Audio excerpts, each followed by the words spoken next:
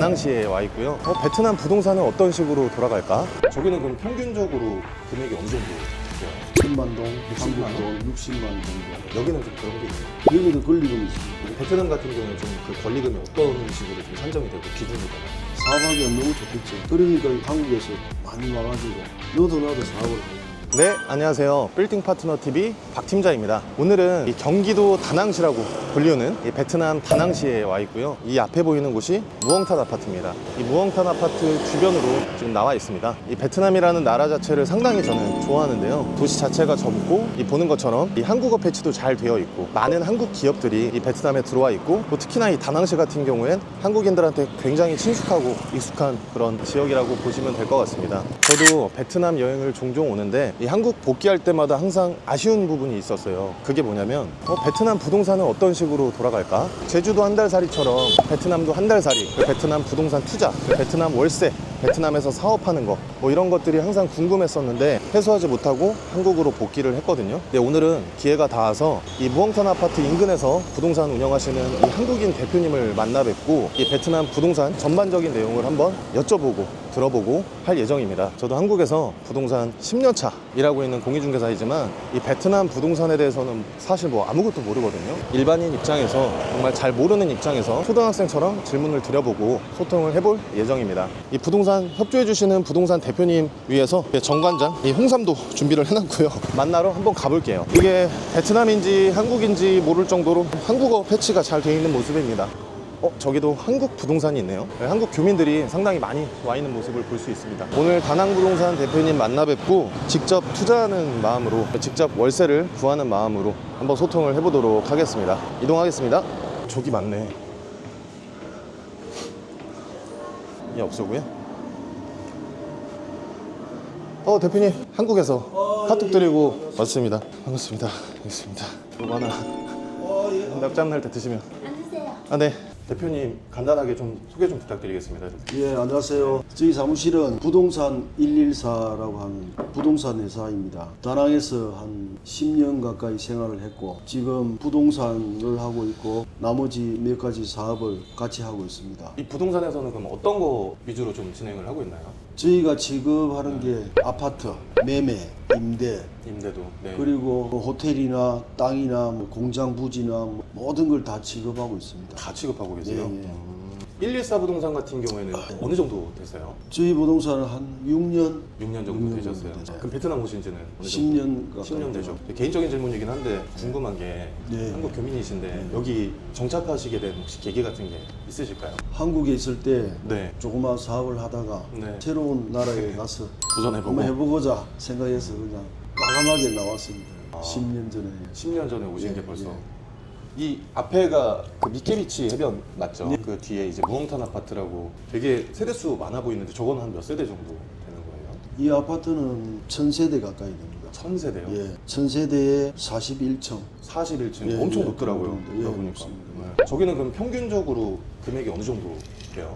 투룸 기준으로 약 네. 한 1000만 동, 1000만 동이면 얼마죠? 한 60만 한국 원? 돈 60만 원 정도. 한 달 기준으로 했을 때 네, 60만 한 원. 달. 그러면 더 넓은 사이즈도 있는 거예요? 쓰리룸, 있고. 원룸. 다 있어요. 예. 베트남은 혹시 임대 계약을 하면 한 달 살이처럼 제가 알기로는 뭐 단기 임대도 있고 아니면 뭐 6개월, 1년 단위도 있고 할 것 같은데 장기라는 거는 그럼 기준이 보통 몇 년? 1년. 1년 기준으로 했을 때 한국처럼 막 부동산 계약할 때 보면 보증금, 월세 이렇게 있잖아요. 어떤 식으로 좀 진행이 돼요? 보통은 보증금이 임대료의 1개월, 그럼 예를 들어 60만 원이면 보증금도 60만 보증금 원? 60만 원, 그다음에 선세 3개월씩 뭐 이렇게 1년 계약하면 선세를 3개월, 또 지나면 또 3개월, 3개월 4번을 내겠죠. 만약에 뭐 1년이 아니라 2년, 3년 이렇게 하면 조금 더 할인이 되는 구조인가요? 보통은 2년, 3년을 하지 않고 1년씩 합니다. 보통은 1년 정도 기준으로. 그 집을 매매를 하면 어느 정도 되나요? 아까 투룸 기준. 투룸 기준으로 한 우리 한국 돈으로 1억 5천 정도, 1억 5천 원 1억 정도? 5천만 원. 임대료는 60만 원 정도 나오는 수익이 생각보다 막 그렇게 높지는 않은 것 같네요. 아니 이제 이 아파트가 저렴한 아파트입니다. 저렴한 아파트예요. 더 비싼 아파트들도 많이 있고. 아, 그리고 하나 더 궁금한 거. 전 세계적으로 유일하게 한국에만 있는 그 제도라고 알고 있는데 저도 네. 여기는 아예 전세 이런 건 아예 없나요? 그렇죠. 여기는 전세가 아니고 월세. 보증금 개념도 없고 임대료 수준만큼 선납하고 하는 시스템인 거고. 근데 제가 약간 체크해 보니까 하노이는 뭐 수도고, 호치민은 경제도시고, 다낭은 경기도 다낭시라고 불릴 만큼 되게 친숙한, 그렇죠. 여행 도시지. 진짜 완전 그런 느낌이 드는데, 다낭에 혹시 정착하신 이유가 따로 있으실까요? 다른 지역도 있으실 텐데. 저는 처음에 올 때 저희가 아는 지인이 네, 다낭에 다낭에 살았어요. 있어요? 예, 그래서 베트남은 전혀 몰랐는데 이제 지인 소개를 받고 온 거예요. 네. 처음에 올 때. 처음에 오실 때. 네. 그럼 여행으로 일단 오셨다가 이제 나중에 정착을 하시고. 소개받고 왔다가 네. 한번 보고 그 다음에 아예 여기에서 정착을 해야 되겠다 생각해가지고 온 거죠. 그리고 또 하나 제가 개인적으로 궁금한 건데, 베트남에서 10년 거주하셨으면 거의 이제 완전 베트남인이라고 봐도 무방하다고 생각이 들거든요. 한국에서 거주할 때랑 베트남에서 거주할 때랑 그냥 딱 단순하게 어떤 좀 차이가 있으세요, 대표님? 한국에 살게 되면 한마디로 얘기하면 남들 눈치를 많이 보고 이렇게 살아야 되는데 자연스럽게 자유스럽게 살 수 있다는 거죠. 쉽게 말하면 그 한 가지입니다. 눈치를 안 봐도 된다? 예, 예. 한국처럼 남의 눈치를. 남의 시선 그 의식 좀 들어야 되고. 예, 예. 그래서 여기 지금 한 달 살기 오시는 분들도 많고 네. 한국에서 그 답답하게 한국을 답답하니까 맞아요. 예, 그래서 지금 오시는 분들이 상당히 많습니다. 한국에 거주하시다가 점점 더 베트남으로 여행이든 정착하시는 한국 분들이 굉장히 많아지는 것 같아요. 예, 예. 그 한국에는 이렇게 목 좋은 자리 같은 경우는 권리금 있잖아요, 대표님. 여기는 좀 그런 게 있나요? 여기도 권리금이 있습니다. 위치나 안에 시설이나 장사가 되고 있는 매출이나 이런 거에 따라서 한국은 나뉘는데, 베트남 같은 경우에 좀 그 권리금이 어떤 식으로 좀 산정이 되고 기준이 되나요? 베트남 뭐 상가나 식당 뭐 이런 그런 경우에 안에 시설을 처음에 할 때 시설을 얼마나 들였는지 돈을 얼마나 들였는지 거기에 기준으로 해가지고 네. 장사가 잘 됐냐 안 되냐 이제 시설비 플러스 장사가 잘 되면 거기에서 더 업을 시키고 안 되면 뭐 시설비에서 조금 내려주고 떨어뜨리고. 어찌됐든 사람이 내놓는 금액이다 보니까 조금 업이 될 수도 있고 다운이 될 수도 있고. 예, 예, 한국이랑 그럼 똑같네요. 지금 이 앞에 있는 업체 보면 한국어 간판 많이 들어와 있잖아요. 만약에 이 1층에 음식점이 시장에 매물로 나왔다 하면 권리금은 어느 정도 돼요? 1층 식당 같은 경우에는 네. 투자비가 한 6천, 7천 6천, 7천? 예. 1억 정도 내놓겠죠. 1억 정도에 내놓고 전후로 다시 이제 탄력적으로 1억 정도에 내놓고 안 나가면 조금 깎아줄 수도 있고 지금은 정상적으로 영업을 하는 곳이니까 네. 그럼 그건 권리금만 예, 얘기하시는 권리. 거예요? 그 다음에 임대는 따로 해요. 임대료 같은 경우는 그러면 여기 1층 기준으로 했을 때 이제 여기는 한 5천만 동, 5천만 우리나라 동이면? 돈으로 따지면 한 260만 원, 70만 되게 원. 비싸네요, 생각보다. 이 줄은 거의 그렇게 해요. 아, 5천만 동? 예. 그럼 250만 원이 좀 넘어가네요. 예. 지금. 대부분 다 그래요. 여기가 아예 이 블럭에서는 거의 메인 길인 거죠? 예. 그러면 위치가 최고 좋은 위치죠. 만약에 저 여행객들 많이 오는 한시장 근처로 가게 되면 임대료는 더 높아지겠네요. 훨씬 비싸죠. 거긴 훨씬 비싼. 따블이라고 해요. 저도 이제 부동산 하다 보니까 부동산 이 중개사의 시선에서 상권도 보고 장사되는 것도 보고 하면서 제가 느낀 건 뭐냐면, 일단 젊은 사람들이 너무 많다. 그래서 소비하는 사람들이 많고, 그래서 한국보다는 확실히 뭔가 이 순환이 좀 잘 되는 느낌이다라는 걸 제가 현장에서 느낀 건데, 좀 얼추 맞는 말인가요? 대표님 어때요? 베트남이 원래 젊은 사람들이 많고 그리고 한국보다는 여기가 좀 한마디로 얘기하면 살아있다. 진짜 공감되는 말인 것 역동감, 같아요. 예, 살아있다 그런 느낌이 확 드는 곳이죠. 전체적으로 좀 젊은 분들이 많아서 더 예, 그런 게 젊은 아닌가. 친구들이 더 많으니까.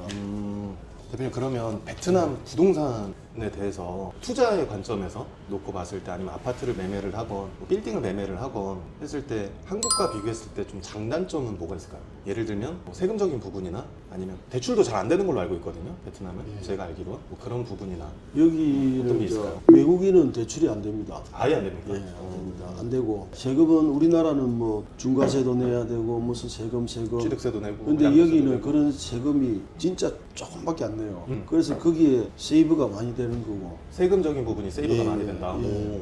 그 다음에 렌트를 했을 경우에 네. 우리나라는 제가 알기에 2% 이렇게 세금을 내야 되는데 네네. 여기 그런 거 없습니다.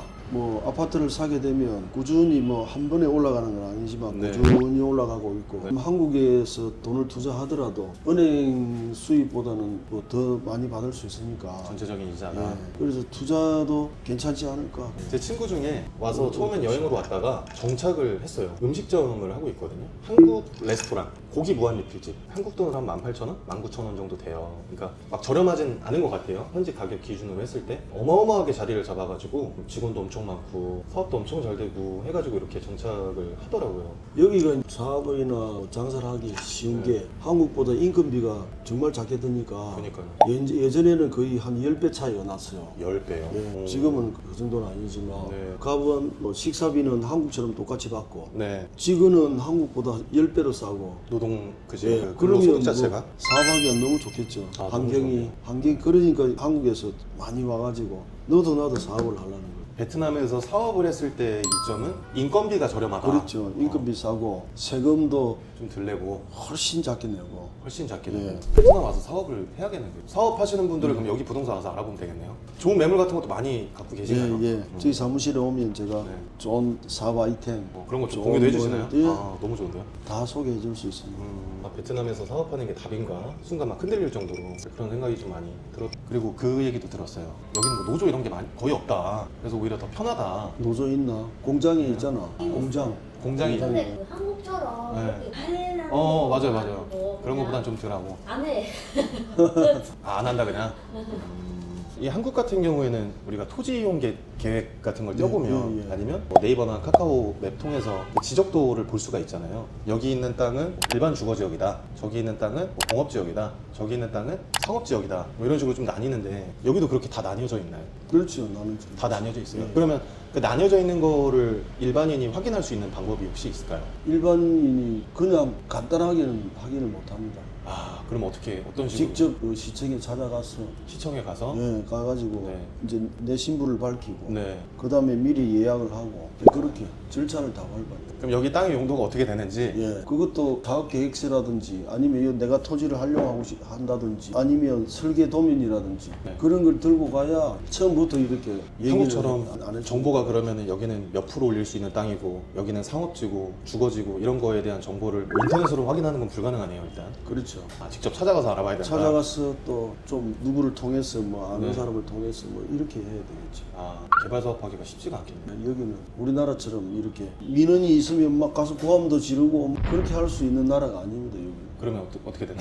여기는 우리나라보다는 조금 닫혀 있다는. 아, 좀 폐쇄적이다. 네. 모든 사람들한테 이게 공개가 다 되지 않는 그렇죠. 거네요. 예. 어떻게 보면. 아파트 구매를 하는 것도 예전에는 뭐 어디든지 돈만 딱 갖다 주면 됐는데 지금은 뭐 돈의 출처라든지 내가 지금 다낭에서는 그렇지 않지만 네. 하노이 호치민에 가보면 일부 아파트들은 내가 거주증이 있어야 돼요. 아, 직접 거주를 예. 해야지만.